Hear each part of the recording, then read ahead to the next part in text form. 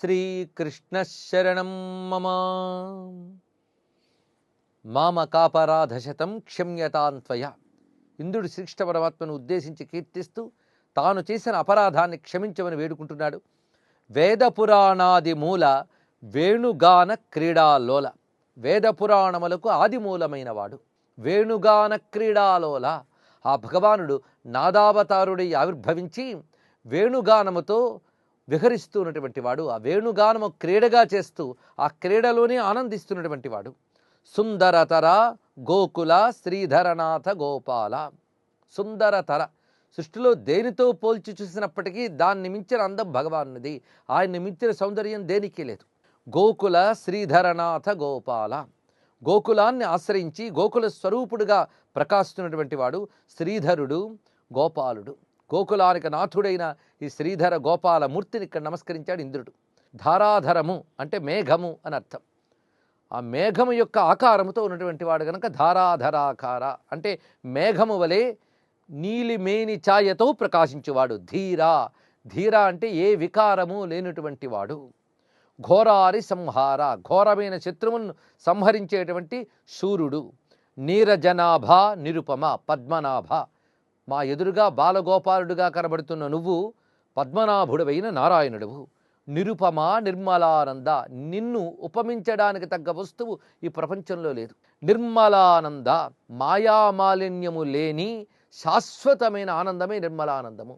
ఏ ఆనందానికి శాశ్వతత్వం ఉన్నదో, ఏ ఆనందానికి సత్యం ఉన్నదో, ఏ ఆనందానికి అనంతత్వం ఉన్నదో, ఏ ఆనందానికి జ్ఞానం ఉన్నదో అదే నిర్మలానందం. అటువంటి నిర్మలానంద స్వరూపుడే శ్రీకృష్ణుడు. పారావార శ్రీ విహార, సముద్రము యొక్క సొగసులో విహరించువాడు అన్నారు ఇక్కడ. అనగా పాల సముద్రపు కెరటాల్లో విహరించువాడు. ఆ పాల సముద్రంలో దివ్యమైనటువంటి ఆ ఆదిశేషునిపై శయనించి ఉన్నవాడు. పాప తిమిర భాస్కర, పాపమనే చీకట్ల పాలిట సూర్యుని వంటి వాడు అని. సూర్యుడు ఉదయించగానే చీకట్లు ఎలా పోతాయో కృష్ణ స్మరణ హృదయంలో ప్రవేశిస్తేనే పాపాలు అలా పోతున్నాయి. నారాయణ తీర్థ సంతార, నారాయణ తీర్థుల్ని తరింపజేయటువంటి వాడవు. నానాగమాంత సంచార, సమస్త వేదాంతముల యందు విహరించువాడవైన స్వామి నీకు నమస్కారము అన్నాడు ఇంద్రుడు ఇక్కడ.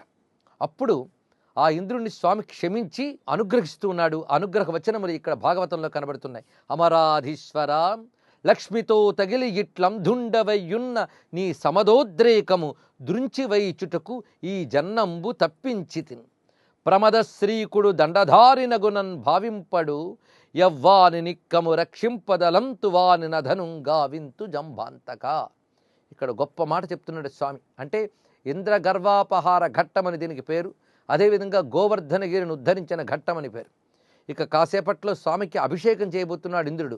కనుకనే దీన్ని గోవింద పట్టాభిషేక ఘట్టమని కూడా అంటారు. అనేక పేర్లతో ఉన్న ఒక్క లీలలో ఎన్నో శోభలు ఉన్నాయి.